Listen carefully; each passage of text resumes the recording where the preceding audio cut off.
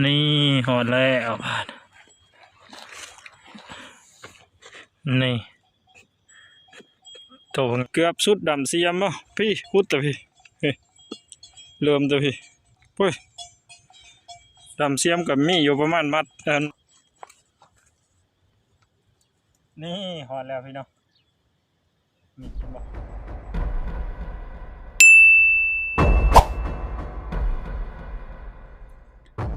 กราบทักทายสบายดีเนาะทุกคนยินดีต้อนรับเข้าสู่ช่องบ่าวสำรองบ้านป่ามื้อนี้บ่าวสำรองสิพามาหากินนั่นก็คือมาขุดจิหล่อหรือว่าจิโปมในภาษาไทยเนาะเพราะว่าเห็นหลายคนเขามาขุดเขาก็ว่ามันใหญ่เติบแล้วพอกินแล้วฝนตกแบบนี้เพิ่นก็สิบ่อยู่เพิ่นอยู่บ่เลิกปานใดได้ยินเขามาขุดอยู่มื้อนะเขามาขุดแล้วเขากายไปกินน้ำอยู่เพื่อนเนาะเพราะว่ามันบ่เลิกปานใดล่ะบ่สำรองก็เลยออกมาหลอกขุดเบิ่งสิได้บ่ได้รอลุ้นรอชมในกันเนาะบ่สำรองเฮ็ดละควายนึงสตูนเพิ่นกำลังขุดบ่สำรองสิมาขุดควายนิทาน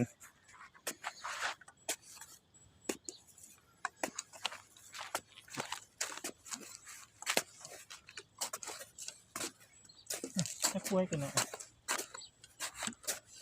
เอาลุมตรงนี้ไม่ได้ตามควายควายเดียว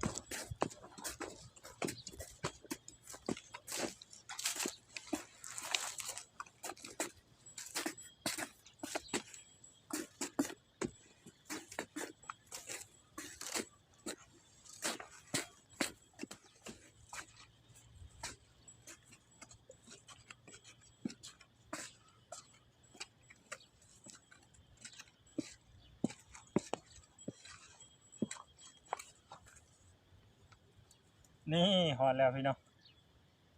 นี่เห็นบ่หอดแล้วมาเบิ่งว่าสิได้บ่โอ้โหนี่คือสิเลิกพี่น้อง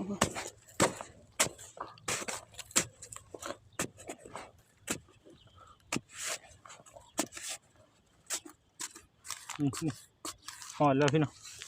เบิ่งดูทุกคนโตบักใหญ่นึงนี่นี่เด้ตัวจิหล่ออย่าบ้า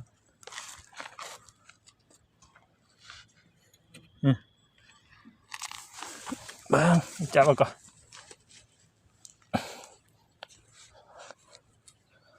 นี่มันขุดอยู่ผมขย่อมเนาะอยู่นะเริ่มเบิดก็เลยสิไปเลาะขุดไปทางมาอีกสตูนน้ำนาอยู่เสียนขุดจิหล่อเลย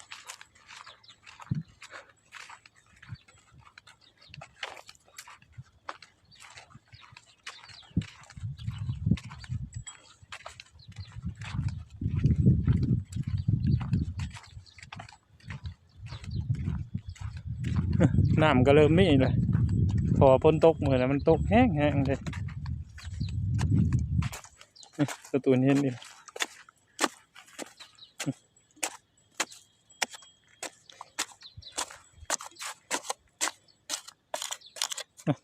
ตัวนี้ยังหน่อยเนาะ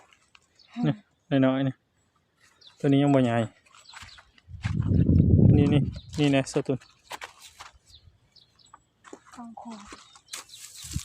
สองขวดเดียวกันแหละอย่าลวงสิกันเด็กกวาดหลอกๆด้วยตัว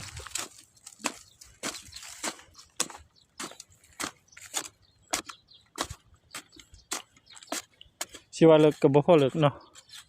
เด็กทุกคนเห็นป่ะนี่สตูนจับขึ้นมาตัวใหญ่เติบส้มก็หวาอยู่พอกินบ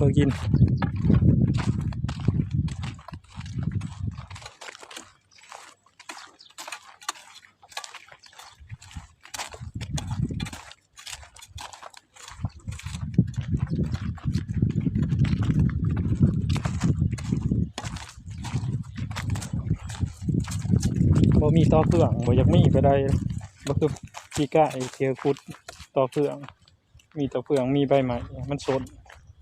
มันก็เลยมาไข่ที่ปีนี้บ่ค่อยมีก็อยู่คณะสลายเต็มอยู่คณะก็พอมีอยู่เด้ผมลองเฮ็ดเลยพุดก่อน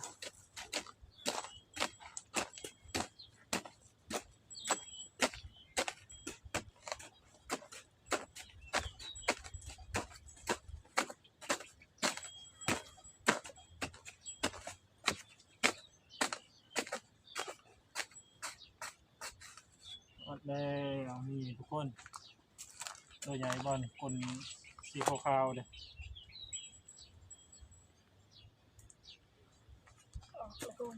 ออกแล้วควายหนึ่งเนาะคุณเนี่ยควายหนึ่งพูนผมหลายควายอยู่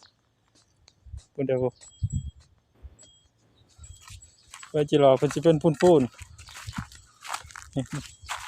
ทางใดสิเป็นหูนี่เพิ่นสิเป็นจังซี่เนาะเพิ่นสิเป็นวงม่วนวงอ้อมว่าอยู่พอขุดลงไปปากก็เห็นโลดหูมันเนาะเด้นี่เห็นบ่มันก็สิเป็นหูไว้เลย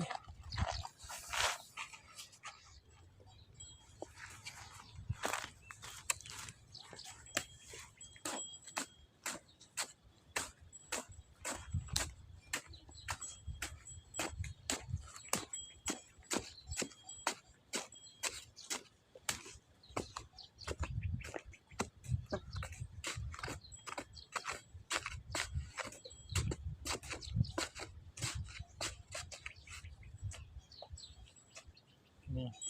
บ่เลิกไปได้ทุกคนเลยคือว่า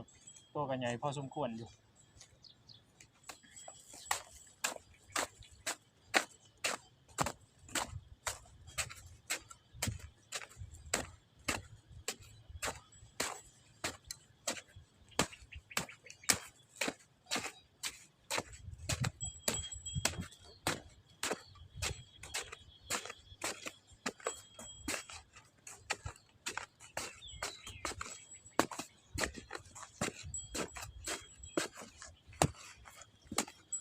โอ้ตัวนี้ถือว่าเลิกเติบเนาะ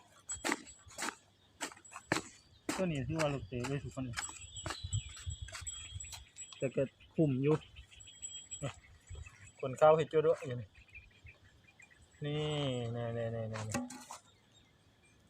คนข้าวมันเลยทางสตูนคนขุดขึ้นมาละ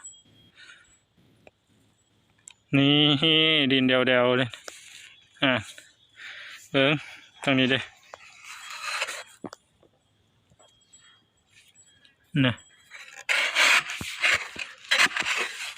นี่หอดแล้วนี่โตบางใหญ่เนี่ยเพื่อท่านปรุงปีกเนาะนี่หอดแล้วทุกคนนี่เบอร์ลองขี้จกออกมาเนาะป๊อดขากระดิ่งนี่คือซิมันขากนี่กลนข้าวให้อ้วซัวอยู่นี่ป๊อดเราจะลองห้าเขียแบบนี้มันสิแบบตัวสีใหญ่ในจักหน่อยเนาะเมื่อยเรามึงก่อนว่าเราจะโตล่ะ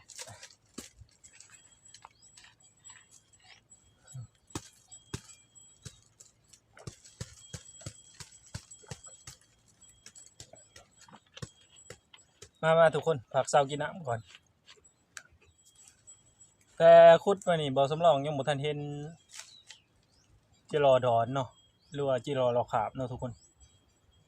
ลายคุยลายคุมอยู่แต่ยังบ่ทันพอจิรอขาวจิรอเราขาบ